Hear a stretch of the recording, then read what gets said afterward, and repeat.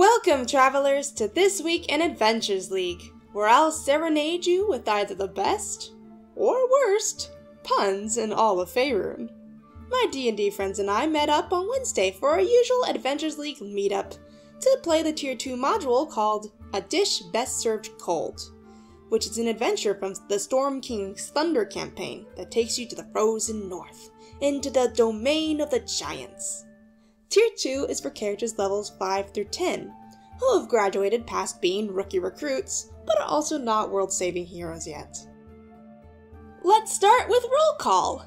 The party consisted of me playing my dwarf bard named Carnival, a sorcerer warlock named Angelardo and his pet pseudo-dragon, a turtle paladin named Flash, riding his noble giant snapping turtle steed named Bowser, and a zealot barbarian named Cork who worships Tempest, the god of war. Being trustworthy and neutral parties, we were called to the aid of Scovia, a frost giant mother whose son Burleigh was stolen away by a group called the Blood Riders while she was out hunting, and we were tasked with getting him back safe and sound, while also keeping the truce between the giants and the people of Heartsvale intact. After taking the longer but safer route around, we came across the scene of a crime. A messed up giant camp with signs of a struggle and a trail leading to the forest line. While investigating the camp, we found some interesting things among the dead. A map of the area with an X outside the forest borders where this camp is, a signet ring of the noble house of Lygia on a finger that had been cut off, and a note from someone initialed C to someone initialed V to try and convince S of something, and that the killing would come later. Mysterious indeed. And with this knowledge, off we set off for the forest.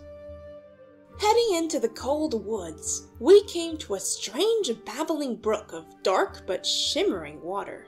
Clearly something magical. We had to cross the river to continue on the path, so we made our rolls and tried to jump across. The barbarian and paladin get over just fine, but me and the sorcerer touched the water on our way across. I just barely make my save against the magic, nearly turning it into some small furry critter to my poor dwarf's horror. But the sorcerer instead turned invisible when he touched the water. That's more useful than almost becoming a squirrel. No fair. After crossing the river, we stumble on this big, two-headed creature called an Etten, being chased by 4 female Ettins that each want him as a lover, before seeing us and proclaiming that the one who kills the most little ones will have the Etten as their boyfriend. So we do our initiative rolls and the barbarian goes first. What does he do in his barbarian wisdom? Run up to the poor Etten that the girl once had been harassing and hit him. So much for the bro code. We then proceed to trade blows with the Ettins, and Carney uses vicious mockery on one, doing some psychic damage with the pun, "You're just Etten ridiculous."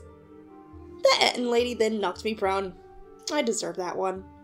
We finish off the British ladies as the male ran off in the middle of the battle, and we loot their corpses to find a human-sized dagger in one of their bags. A bloody dagger with the Lygia House Noble symbol on it. The mystery deepens, and we decide to see where the Ettins came from to try and puzzle out where they picked up this dagger. We ended up circling around back to a different part of the river to discover a dead body sitting on the bottom of the riverbank, wearing the gear of the Blood Riders. Our barbarian votes to retrieve the body, and with the help of our paladin tying a rope around him, and Carney casting a spell to boost his abilities, he dives into the water and hoists the body to the surface, but is affected by the magic water and flies 30 feet when he jumps out of the water. Magic! Upon closer inspection, the body had a wound in it that perfectly matched the dagger from before, and as we began to speculate, we were assaulted by a marauding band of orcs. I went first and cast invisibility so I could run around to a better spot to cast spells, and the others ran ahead to fight, and our paladin atop his noble turtle rode around the group and flanked them from behind. I was biding my time while invisible, and this caused me to almost get run over by both my own paladin friend and the orcs that chased after him. Almost a dwarf sandwich, but not. And that's the important thing. But after much fighting, we took care of the leader, and the others fled at the sight of defeating their chief, who while dying murmured that they did not kill the boy in the water. With time running out for our young frost giant, and with plenty of evidence of an inside job, we headed off for the Blood Riders camp. Upon arriving at camp, it was clear we were outnumbered from the start, and so we decided upon trying diplomacy first, the sorcerer casting a spell on the paladin to help his charisma. The plan was for the barbarian and the paladin to head into camp and try to negotiate a deal, while the sorcerer stood off to the side focusing on a spell, and I snuck around to the cage to bust Burleigh out if talking went sour.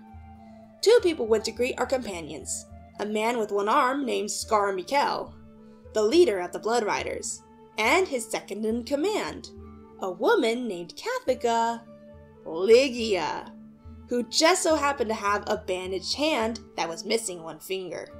With all the pieces now in place, they presented the body of the murdered boy to Skarn, who instantly recognized him as a boy named Eligos. The barbarian of all people, you know, the one that hit a helpless Etten just an hour ago? He somehow was the one who kept the negotiations going smoothly, and the fact that it did so well in proving that Lygia murdered the boy and unfairly captured the frost giant kid, that Skarn simply let Burleigh go and cast Lygia and her cohorts out of the Blood Riders permanently. With that, we happily led the frost giant back to camp and went to head back to town ourselves. But Lygia had other plans. On our way back, she and her band of 6 other outcast Blood Riders jumped us on the road, vowing vengeance for getting kicked out. A couple of the riders charge and we go to face them, while I barely went ahead of the rest of them and cast Hypnotic Pattern on the cluster of enemies. 4 riders, including Lygia, and 3 horses ended up dazed and unable to act, under the sway of the spell. Because of that, picking off the few that were out of range ended up swift work, and we killed all but Lygia, who we brought back to town with us to serve the justice she deserved. Oh, but I did get 1 final vicious mockery pun to a Blood Rider who had fallen off his horse. Carney yelled, "Quit horsing around!" Yes, it is very vital that I talk about this puns. It's great. That was great. As the first game of Season 8 of Adventures League, we used the new loot and experience rules for our rewards, gaining 2 advancement checkpoints towards leveling up instead of regular EXP, 2 treasure points for buying items in gold instead of getting straight up gold, and we unlocked the ability to buy this module's magic item, the Cloak of Displacement. Before, you would roll for the magic item, and if you got it, you got it. If you didn't, you were out of luck. But with this new rule, no one gets the item at first, but accumulate enough treasure points, and anyone who could use the item can now gain it if they so choose. It's an interesting concept, and as the season goes on and people accumulate treasure points, we shall see how well it works. Next week is a continuation of this module, but since Carney has already played it before, I'll have to bring a warlock and his raven to the table. We'll see how crazy things get this week in Adventures League.